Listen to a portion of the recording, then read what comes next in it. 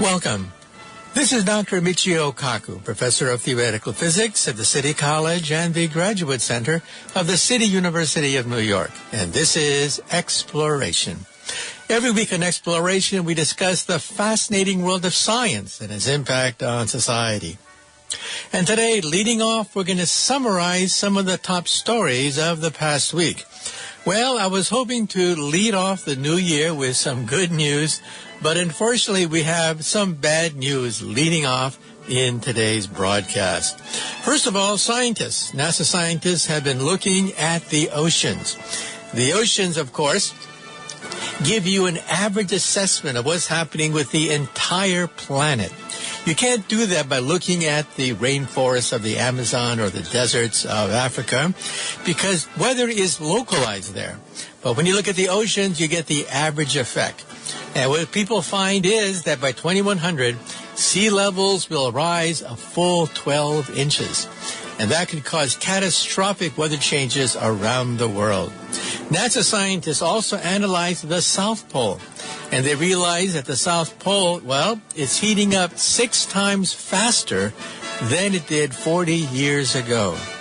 So we now think that the South Pole, which was once thought to be the bedrock, the very foundation of stability of the Earth's atmosphere, is heating up to the point where we might see more cracks, more gigantic ice shelves breaking off from the South Pole, and that in turn could affect your weather.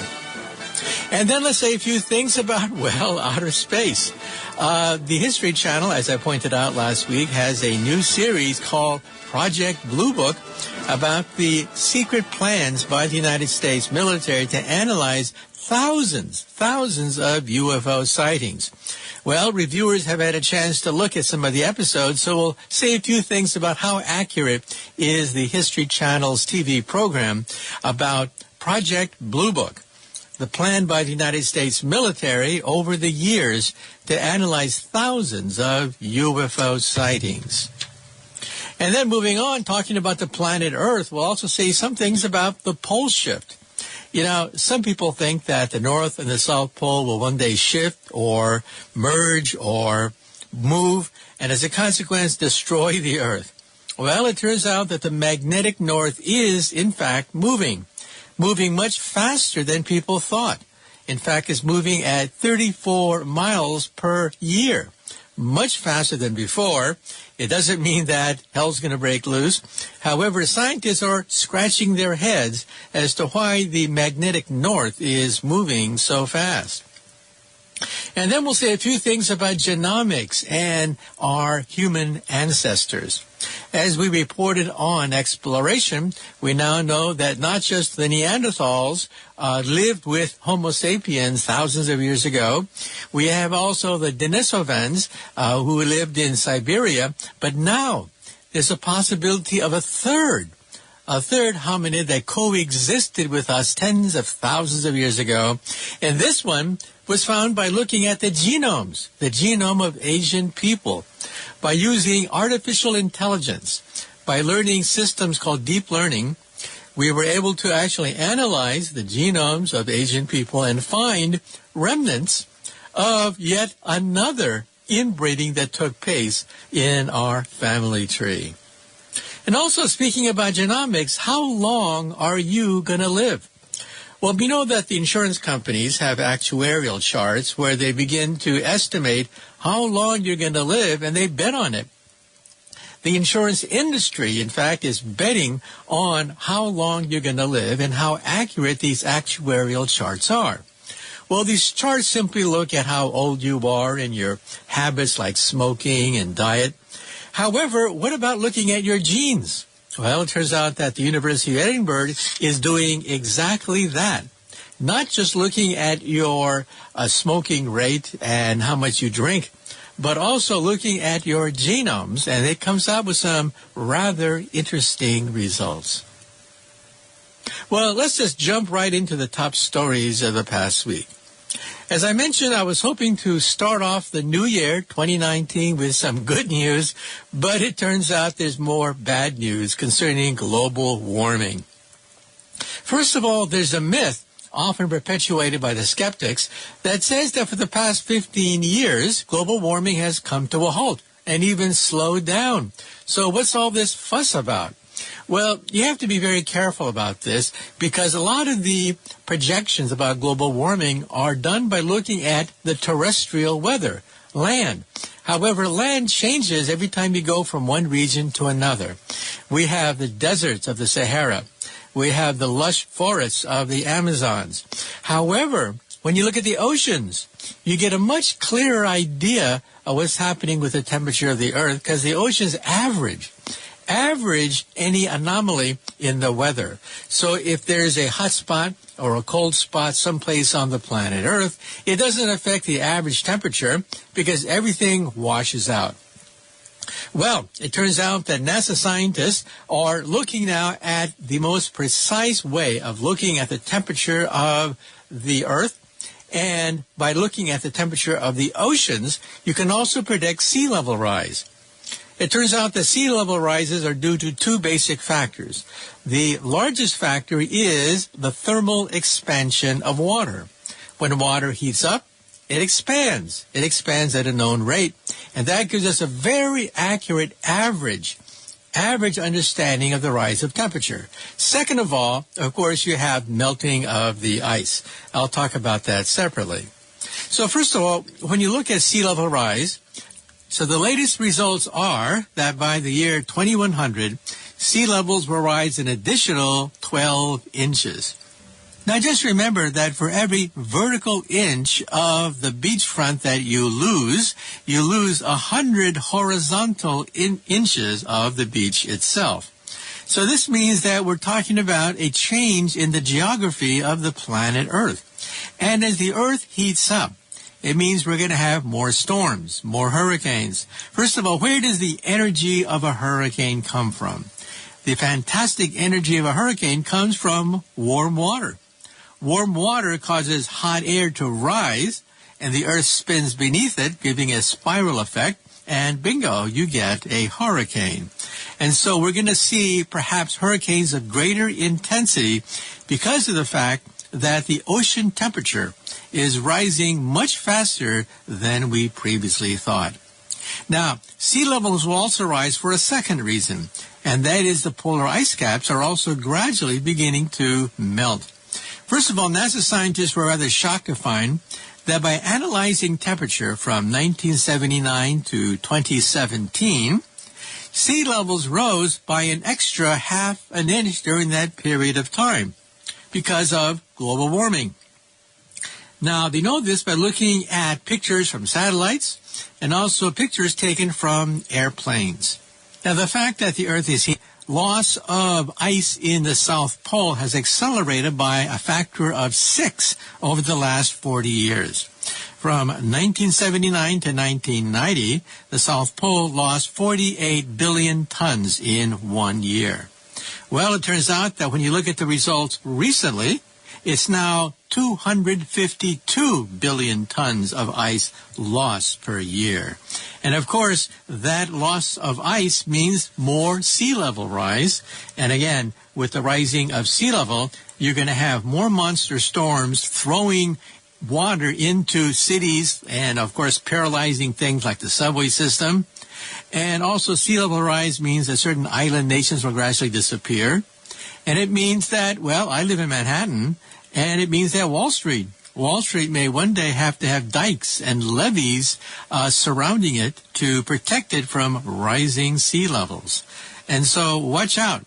By looking at the temperature of the oceans, we get a much better picture of the average effect of how the Earth is heating up. Well, let's also say a few things about a story I covered last week, and that is Project Blue Book. Project Blue Book was a program that was started after World War II because of the rash of UFO sightings. And they had actually a scientist in charge of it who was supposed to, well, debunk most of these sightings.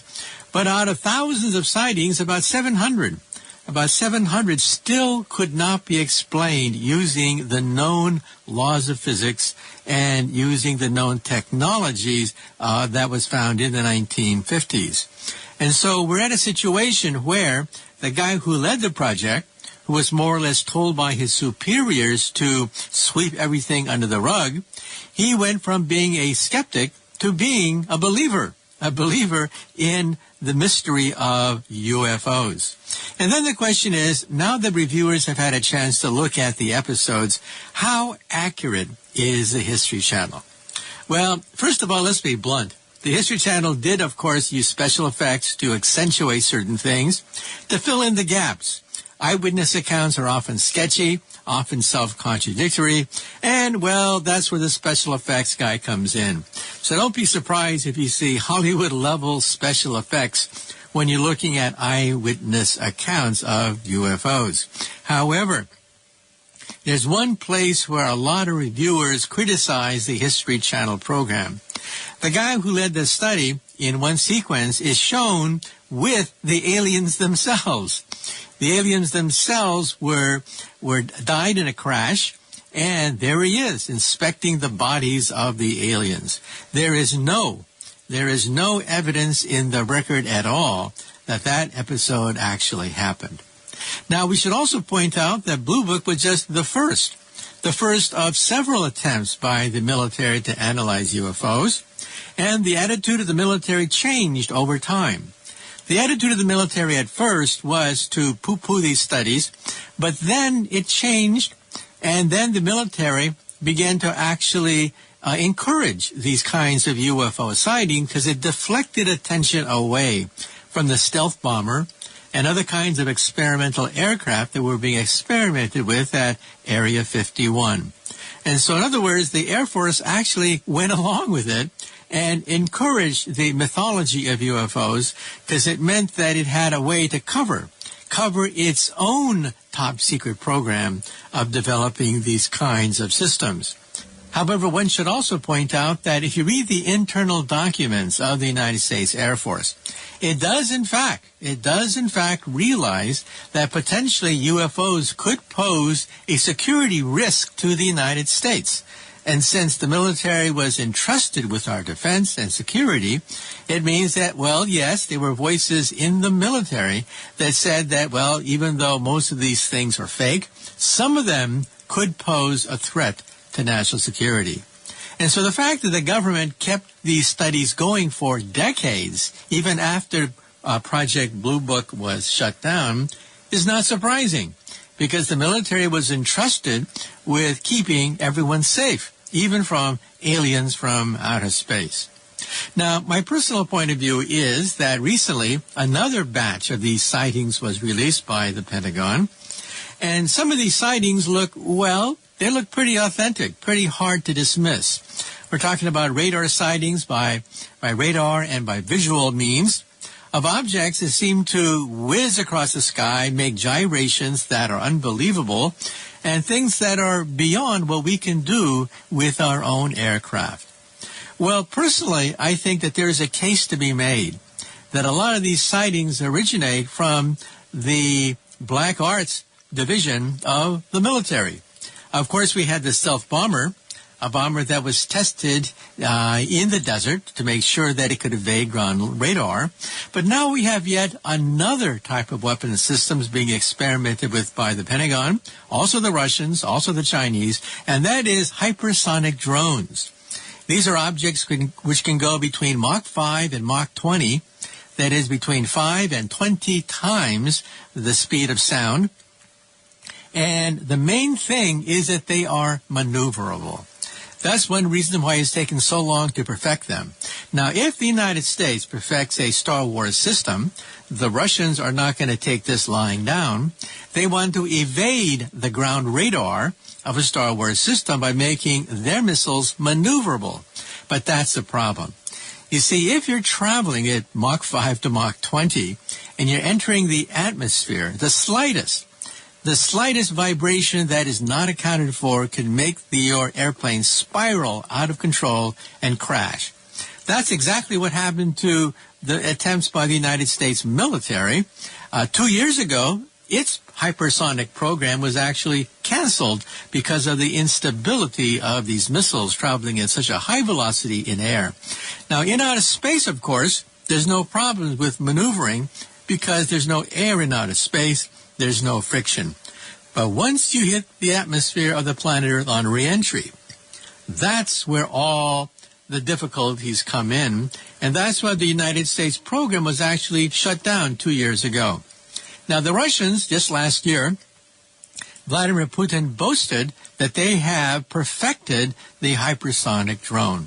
Well, that was met with a certain amount of skepticism on the part of the United States. However, most analysts would say that, well, yeah, the Russians are perhaps a little bit ahead of us in terms of perfecting this technology, but it's a lot harder than most people realize. So don't think there's going to be a hypersonic gap anytime soon.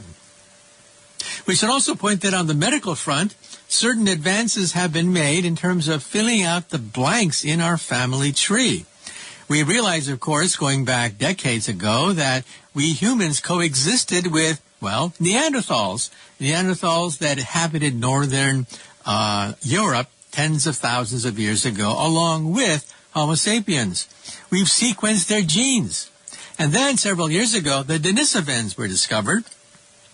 The Denisovans we found not by looking at their bones, but by looking at a tooth and extracting DNA from it and finding out that yet another branch of humanity coexisted with us tens of thousands of years ago. And now perhaps a third hominid ancestor has been found using computers. That's right. Artificial intelligence has been applied to the human genome to look for patterns consistent with inbreeding between Homo sapiens and yet another hominid species. And this forces us to rewrite the history of the human race. Now, if you see the movie Lord of the Rings, you realize that humans in the movie coexist with dwarves and elves and orcs and all sorts of mythical creatures. Well, now we begin to realize that perhaps our family tree is a little bit like Lord of the Rings. Also, here's another question. How long are you going to live? Well, the insurance companies, of course, spend millions of dollars trying to perfect the black arts of predicting when you're going to die. They use questionnaires. They use blood tests, physical exams to figure out your habits and whether or not you're going to come down with cancer or heart disease. However, what about using your genes to do this? Well, traditionally, it was too difficult to do this because not many people have had their genes sequenced. But now it's almost a fad to have your genes sequenced. So at the University of Edinburgh in Scotland, they analyzed the genomes of 500,000 people. 500,000 people, and then they compared it with the lifespan of their parents. And then they got a correlation between genes and habits and lifespan. Of course, this is not deterministic. You can't accurately predict one individual's lifespan, but on average, you can in fact make certain conclusions from this. They singled out several genes which seemed to indicate a high correlation with longevity. And by plotting this, they then calculated that the top 10% of people with healthy genes lived on average 5 years longer than people at the bottom 10%.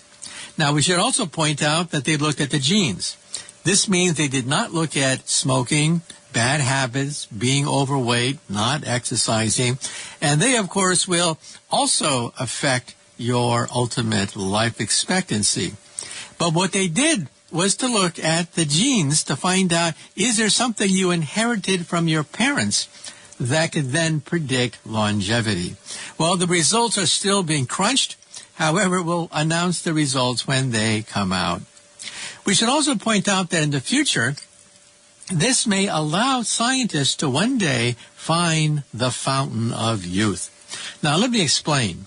Now that millions of people are having their genes sequenced, it means that one day scientists will take the genes of old people, scan them, and also the genes of young people, scan them, and subtract, and find out where most of the wear and tear and most of the aging takes place in the human genome.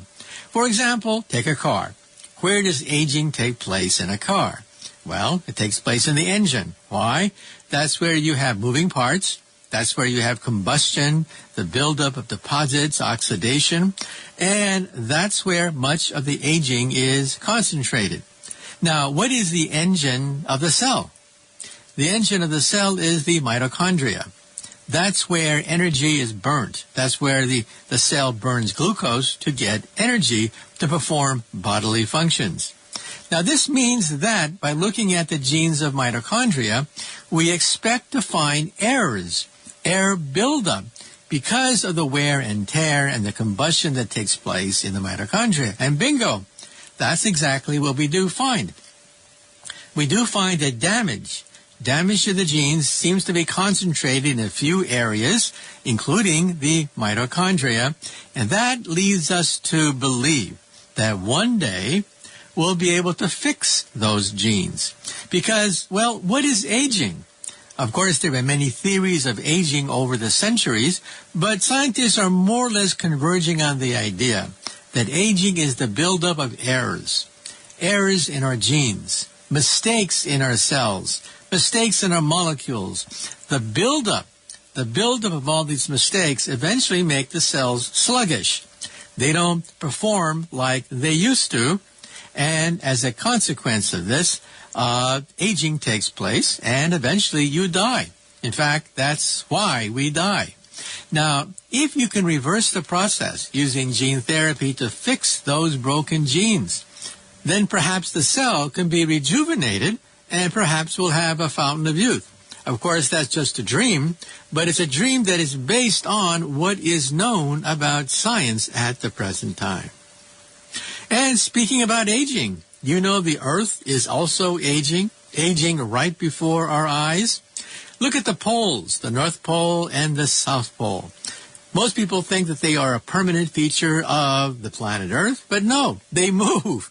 The North Pole and the South Pole actually migrate, and the migration factor is accelerating. Scientists were a little bit surprised to find that the North Pole, the magnetic North Pole in Canada, is moving faster than expected. It used to move about 9 miles per year. And so, in other words, if you have a map of the Earth, you have, of course, the geologic North Pole around which the Earth spins, but then you have the magnetic North Pole where compass needles points, and that's located in northern Canada. But it moves about 9 miles per year. The latest evidence is that it moves 34 miles per year, much faster than expected, and we don't know why. First of all, it does affect map makers because the military and commercial shipping do in fact use not only GPS, but also the magnetic north, and we have to recalibrate it. We have to recalibrate the actual location of magnetic north. Now, why is it moving? It has something to do with the inside of the Earth, but sadly, we scientists are clueless as to being able to predict and understand the motion of the North Poles. Now, the North Pole and the South Pole will sometimes even flip. Yet we know this by going to Hawaii, digging right into the lava flows, and over the millennia, when lava cools down and freezes, it freezes the direction of magnetic north in the lava. And so by simply getting a compass needle and analyzing the direction of North Pole frozen in the lava, you can actually see as you go millions of years into the past, the fact that the poles have in fact moved. Well, they're moving again. In fact, they're decreasing in intensity. That's right. The strength of the North Pole is decreasing in intensity and one day may go down to zero. At that point, things get a little bit dangerous because a solar wind can thereby affect the Earth and bathe the Earth in high-intensity radiation. However, this has happened in the past. We came through it. Perhaps it accelerated our mutation rate to have so much ultraviolet radiation from the sun, but we lived through it. And if it happens again, well, we'll have to get protection, more than just sunglasses. And lastly, let me say a few things about my field, which is high-energy physics. It turns out that the Europeans want to build a replacement for the Large Hadron Collider. As you know, the Large Hadron Collider is this gigantic machine 100 kilometers in circumference, built outside Geneva, Switzerland. It's an atom smasher that smashes protons together at a maximum energy of 14 trillion electron volts, and it discovered the Higgs boson, the last missing piece of what we call the Standard Model. And the Europeans want to bet on yet another, more improved version of the Large Hadron Collider, even bigger than the previous one. In fact, the new one is going to be about 4 times bigger, perhaps have an energy of 10 times the energy of the Large Hadron Collider. And of course, this is not cheap. We're talking about perhaps $27 billion for the machine. Now, of course, it's not guaranteed that the European Union is going to cough up that amount of money, but scientists are beginning to look what is called beyond the Standard Model. The Standard Model is a very ugly theory of the atom. However, it is the most advanced understanding of the universe. The Standard Model is what is called the theory of almost everything. We see no deviation from the Standard Model except it misses gravity. That's right, the other great theory of science, Einstein's theory of gravity, is not included in the discussion of the Standard Model. However, there is a theory called string theory, which is what I do for a living. That's my day job, working on string theory.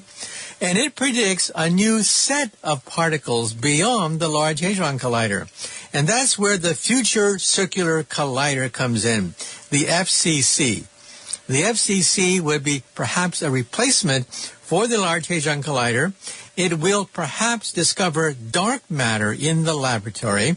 We now realize that dark matter makes up most of the universe. Most of the universe is not made out of atoms. Most of the universe is made out of this elusive dark matter.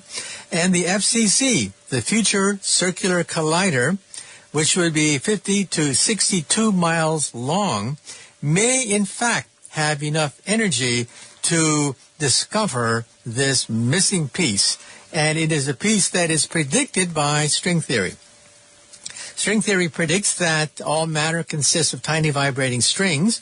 The next octave of the string, we think, could be dark matter.